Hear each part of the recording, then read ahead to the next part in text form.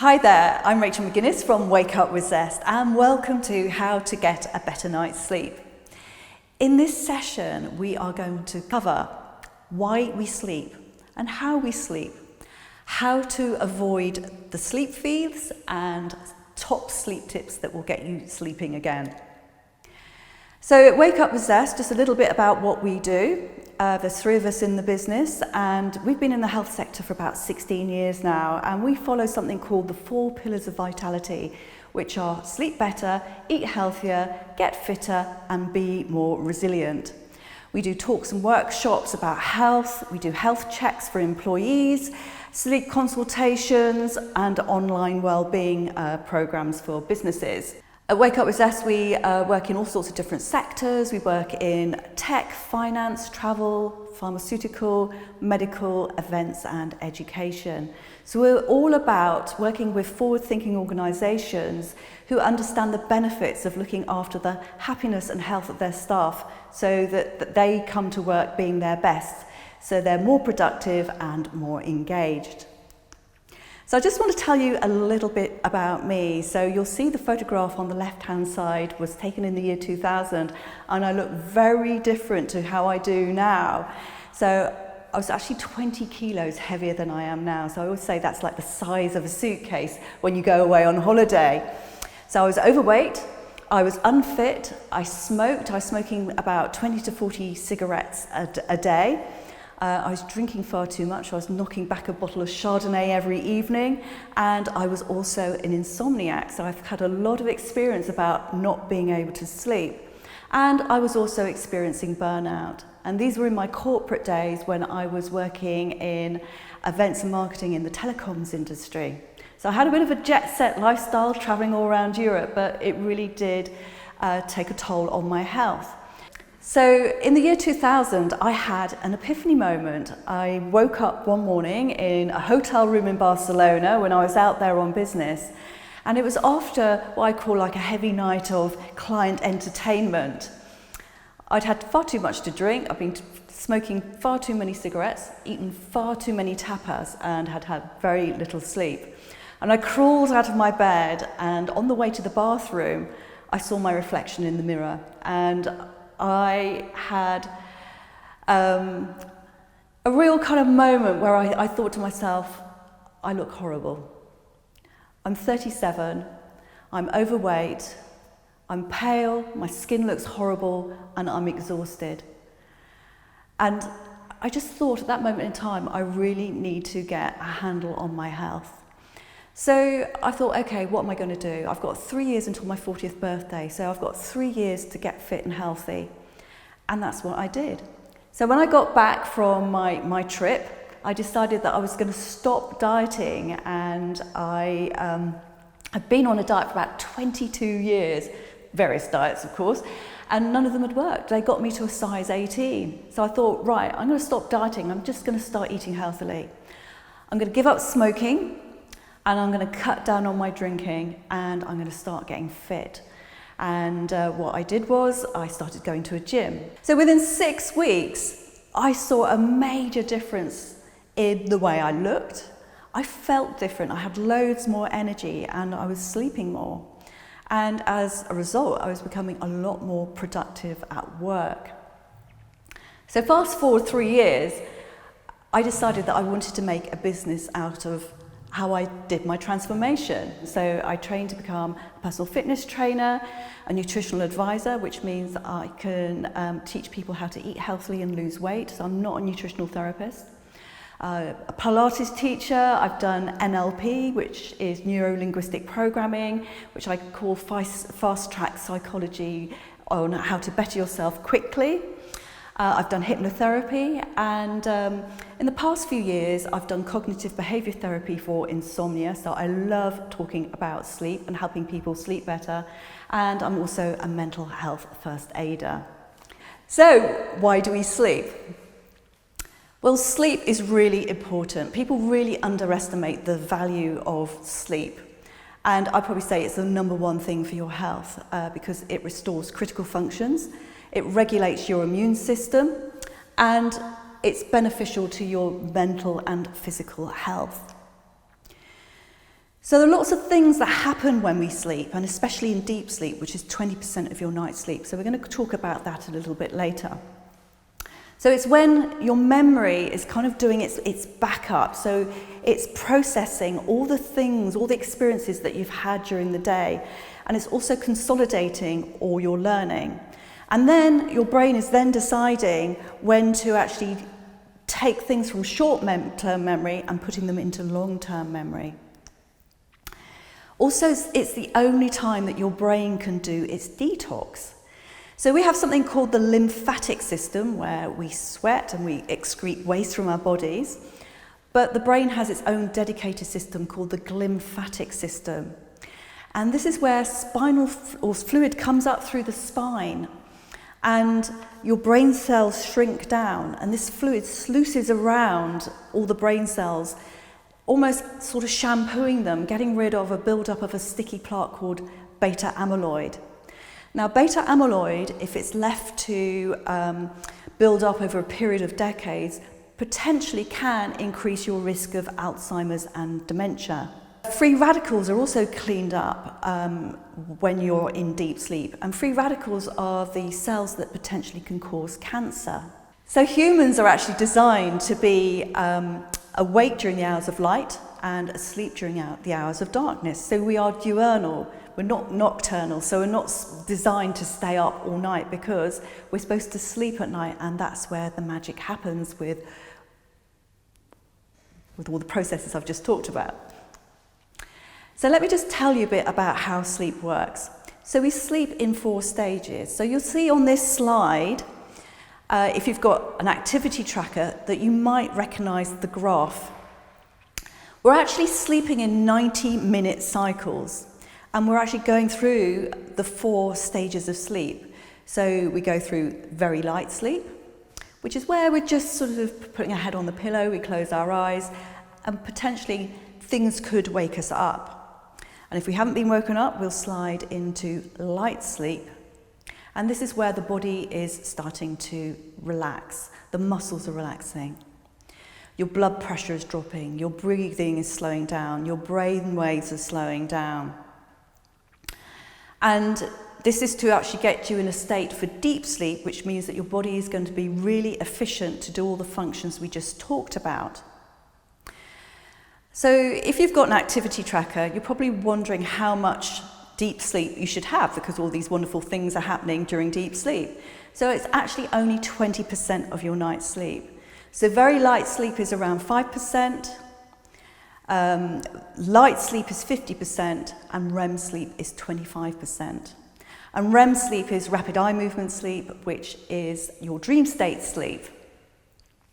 Now, what happens in dream state sleep is that it's almost like you're awake, that your breathing is fairly normal, your brain waves are nearly normal, your blood pressure is back to normal, except your muscles are paralyzed in dream state sleep.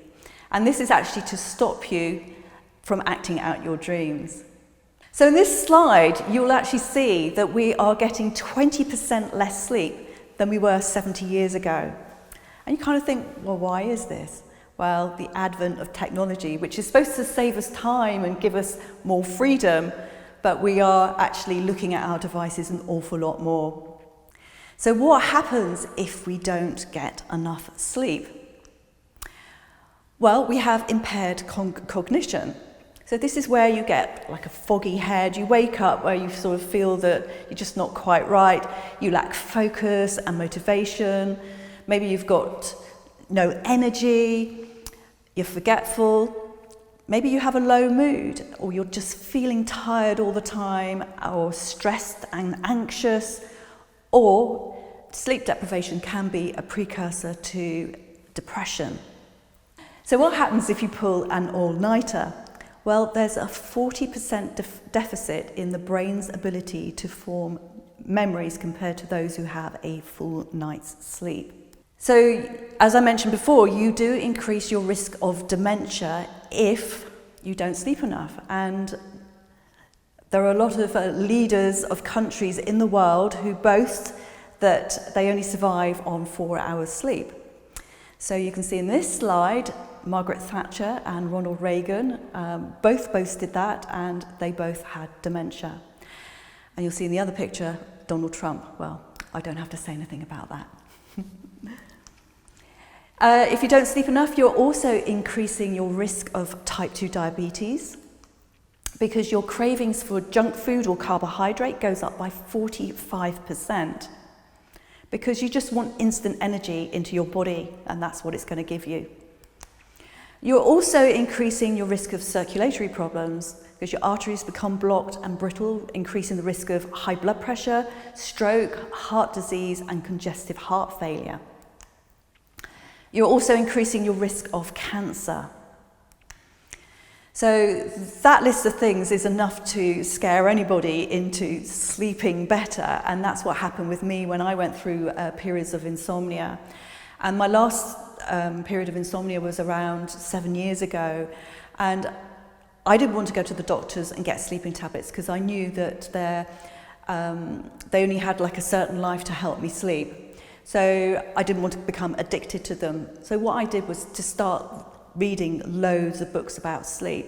And yes, that list of things did frighten me, but do you know what? It motivated me to get my sleep sorted out and to do some of the things that I'm going to be telling you about in the next part of the video. But first of all, let's talk about common sleep disruptors. So it could be poor routine, where you're going to bed at all sorts of different times, your diet, stimulants such as caffeine, alcohol, nicotine, and drugs. Your sleeping partner, they might be snoring and keeping you awake. Your kids and pets. Kids and pets have a sort of a thing about sort of getting into your bed at night or sleeping on top of your bed, and which means that you don't get a great night's sleep. Stress and anxiety, especially at the moment during the pandemic, we are all suffering from low-level stress. Your age, as we get older, we don't secrete so much melatonin, which is your sleepy hormone. So once we get into our 60s, we may not sleep as well. Trips to the loo can wake us up. Illness and or pain. If you've suffered some kind of trauma, that can keep you awake, maybe give you nightmares or night terrors. Certain types of medication will stop you from sleeping. And if you travel a lot, if you're sleeping in hotel rooms a lot, always sleeping in different environments, that means that you may not sleep as well. Jet lag, so if you travel a lot for business or you go away on holiday and you suffer from jet lag, that's going to put your sleep out. And also shift work, because if you're working night shifts, that means that you're doing completely opposite as to what your body is designed for, to be awake during the day and to be asleep at night. And if you're a shift worker, you could be increasing your risk of all those nasties, as I talked about earlier. So be aware, thieves operate in this area. So these are the sleep thieves that I'm going to tell you about. So the first one up is alcohol. So we tend to look at alcohol as something to relax us, that may make us feel sleepy. Yes, it is a sedative, but you'd actually have to drink an awful lot for you to be able to sleep during the night, but obviously it's not very good for you. So what alcohol does, it dehydrates you. So you may sort of wake up in the night feeling thirsty. And also it's a diuretic, which means that you're more likely to have trips to the toilet in the middle of the night. But also it messes around with the filing system of your brain. So this is the filing system that takes things from short-term memory to long-term memory. So it's like having a drunken filing clerk filing all your memory, so you don't want that. Also, certain types of alcohol may affect you more than others. So, for example, I've reached that age where wine affects me. So I tend to avoid things like red wine or white wine in the evenings. But I have found that gin doesn't affect me. But obviously, you have to drink in moderation and only 14 units of alcohol a week. So the next thing is caffeine. So caffeine leaves you wired and tired. And what caffeine does, it blocks neurotransmitters in the brain called adenosine. And adenosine, like melatonin, is another thing that drives the need for sleep. So it blocks these, so you feel tired, but you're also wired. So this is where you feel tired but you just cannot go to sleep. Or caffeine can have adverse effects on your body. So for example, I can't drink caffeine because I get palpitations in the middle of the night, and that's not really a pleasant thing to have. My heartbeat raises. So just be very careful about caffeine because it does have what they call a half-life. So after 6 hours, there's still 50% of that caffeine in your body. And after 9 hours, 25%. So if you're having problems with your sleep, avoid caffeine, because caffeine is found in all sorts of different things other than coffee. So it can be chocolate, tea, so your normal builder's tea. So maybe swap to something like a decaffeinated tea, such as herbal teas, or something like Red Bush. Oh, and also fizzy drinks contain caffeine as well. So the next thing are energy drinks. Now, energy drinks contain loads of caffeine. They contain up to about the equivalent of 3 or 4 espressos and 15 teaspoons of sugar. So they really are bad news for your body. And in some countries, they've actually been banned for the under 16-year-olds. And I think it's either France or Sweden that you can only buy them in pharmacies. So bearing in mind these drinks have about 15 teaspoons of sugar in them, and the World Health Organization actually says that we should only have 6 extra teaspoons of sugar in our diet daily. And if you're drinking 2 or 3 cans of these a day, they are really not good for you at all. So they're going to stop you from sleeping, and they're probably going to give you type 2 diabetes as well. So the next thing is gaming. So for those of you who are watching this who love gaming, gaming is great. It's a very social thing, but sometimes it happens into the early hours of the morning or late at night. So if you're having problems with your sleep, try and do your gaming maybe during the day, because this does really disrupt your sleep routine. The next thing is don't eat too late and avoid heavy, rich food before you go to sleep, because there's nothing worse than having a heavy meal sitting in your stomach while it's trying to digest it all. The next thing is shut down your tech at least 90 minutes before you go to sleep. Now, this is really important. So before the iPhone came in around, I think it's about 12 years ago, and the iPad about 10 years ago, we didn't have a problem with all these screens before bedtime. We didn't have things like Netflix or Amazon Prime to sort of watch on all these devices. So it's really important that you give your eyes a rest from screens, and that also includes TV screens, because we've got these massive, great big sort of flat screen tellies that we put on our walls. Some of it is to do with the blue light that comes from these screens, because what happens with the master body clock in your brain, it's sensing light. So as it starts to get dark, it senses that, and melatonin, your sleepy hormone, starts to get secreted. So if you're looking at bright things all the time, that actually stops the secretion of melatonin, which means that you're not going to feel sleepy at bedtime. So shut down your tech 90 minutes before bedtime, and also avoid having it in the bedroom as well. And we're going to talk about the perfect sleeping environment in a moment. Also, another thing that might stop you from sleeping well is watching the news before you go to sleep. I actually banned my partner from watching the 10 o'clock news because I just found it too stressful, and actually at the moment there's not a lot of good news to watch, so wait until the morning and catch up with the news then. So here are my sleep tips. So the first thing is to have a great sleeping environment. So your bedroom needs to be dark, it needs to be quiet, and it needs to have the perfect temperature. And the perfect temperature for sleeping is around 16 to 18 degrees centigrade.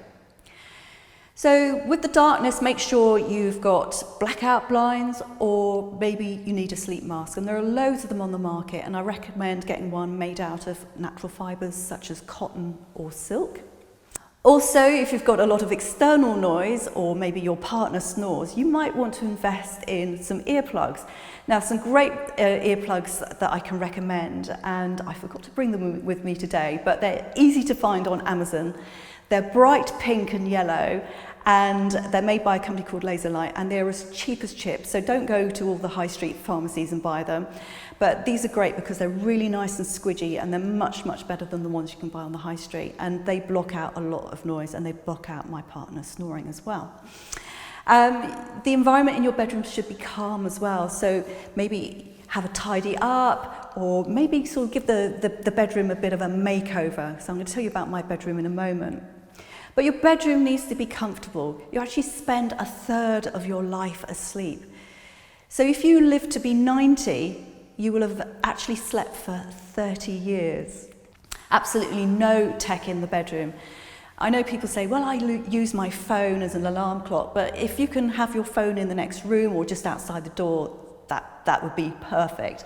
But no TVs in the bedroom either, because if you're having all these electrical items in the bedroom, they're going to cause electromagnetic pollution, which can disrupt your sleep.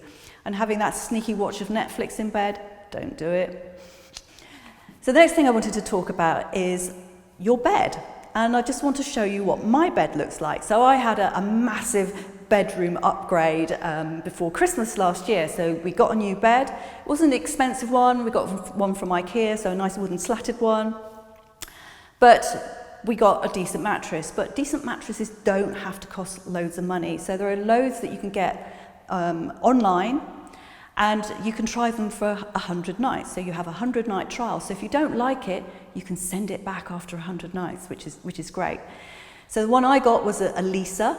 So that's Leesa, but there's loads out there. There's Casper, Eve. They all seem to have women's names, but you'll see all the adverts for them. But they're great because you can do the 100-night trial.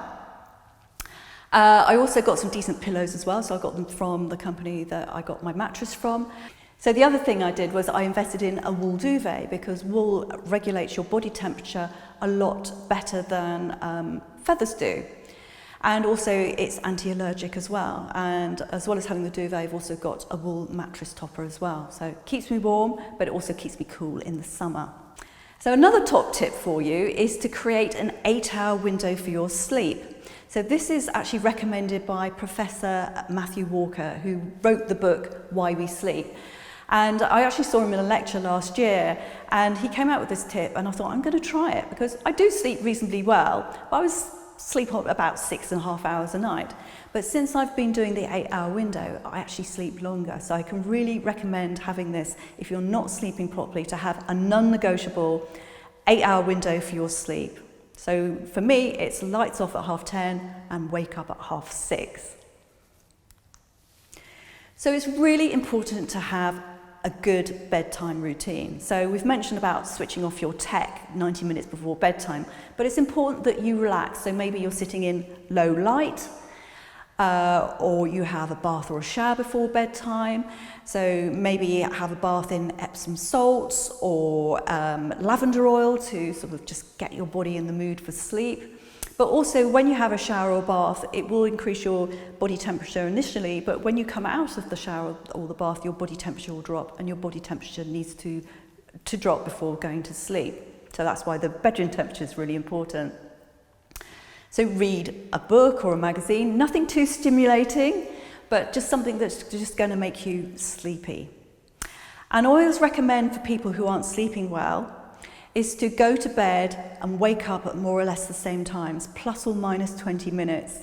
Because if you get into this routine, your brain understands routine and it loves it. Your brain is actually quite boring, but your brain doesn't understand weekends or lie-ins. So do keep to constant bedtimes and wake-up times, and that's what really helped me as well. And also, don't keep hitting the snooze button. That's really bad. A lot of people say to me they feel anxious before going to bed because their head is full of all the things they have to do, or it's just full of the worries that's all going on at the moment. So I suggest having a journal. So just empty your thoughts out into a book. Just write. You know, it doesn't matter what you put down, but just get all those thoughts out of your head. Better still, make sure you do your to-do list before you go to bed, so you don't wake up in the night thinking, I was supposed to do such and such, and I've got to try and remember it, and of course you wake up in the morning and you can't. So maybe another thing to do is to have a notepad by your bed, so you can scribble things in the night. Hopefully you can read them in the morning. And also another thing to do before you go to sleep is to write down 3 positive things that happen during the day, because it just gets your brain in a positive state of mind before you go to sleep. If you wake up in the night and you're unable to sleep, please don't clock watch, because that's just going to give you more anxiety. I have a lot of people who say to me, well, I seem to wake up at the same time every night, or in the morning, it's 2 o'clock in the morning, it's the same time. Because what's happening is you're actually creating a pattern, you're creating a habit of training your brain to do that. So please don't look at your clock or look at the time, or have a sneaky look at your watch either. So if you can't sleep, here are some breathing exercises that you can do. So the first one is called the 4-7-8 technique. So you just take a nice deep breath in through your belly. So inflate through the belly, it's like yoga breathing. And breathe in for the count of 4. Hold for the count of 7. And then breathe out for the count of 8. So you can breathe out through the nose or through the mouth. If you don't want to breathe out through your mouth because you don't want to wake your partner up, then that's fine. Just breathe out slowly through the nose. And do that 3 or 4 times, and you'll actually find that it will really help you relax. So the next one is called square breathing, which is 4-4-4-4. So you breathe in for the count of 4, hold for the count of 4, out for the count of 4, hold for the count of 4, and then just keep repeating 3 or 4 times. And then one of my favourites, I like the 4-7-8 technique as well, but this is another one that I do, which is just counting to 10 with your breaths. So you're breathing in for 1, out for 2, in for 3, out for 4, and you just carry on until 10, and then just keep repeating it. And eventually you may find that you fall asleep. So if none of those work, or you don't like them, the other thing that you can do is try and stay awake. I know that sounds a bit crazy, doesn't it? But it's reverse psychology. Because if you think about it, the more you try thinking about going to sleep, you won't sleep. So what you want to do is try and stay awake. So you're in your very dark bedroom, but I'm sure there's something that you can sort of make out, or there's something on the ceiling that you can see that you can just stare at, and just stare at it, and just think about keeping awake the whole time. And then as soon as you find your eyelids drooping, just open them again and just keep doing that. And actually you'll probably find you won't remember going to sleep. And I just love that one. So if you really, really can't sleep, you don't want your bed to become, or your bedroom to become, a battleground for insomnia. So what I suggest you do, after about 15 minutes, so remember I said don't look at your clock or your watch, but guesstimate about 15-20 minutes and think, right, okay, I'm going to get up now. So get up, make yourself a hot drink, preferably, well, absolutely no caffeine in it at all. So a decaf tea or a milky drink, and then sit and read for as long as it takes for you to feel sleepy. So read in a fairly low light, but light enough that you can read, that you're not going to strain your eyes. And you may find that after about 20 or 30 minutes, you may go back to sleep again. But remember, we do sleep in 90-minute cycles, so it may take a while for you to get back to sleep, or to feel sleepy for you to go back to bed. So finally, look after your sleep and it will look after you. Here's a little bit more information about me if you want to get in touch.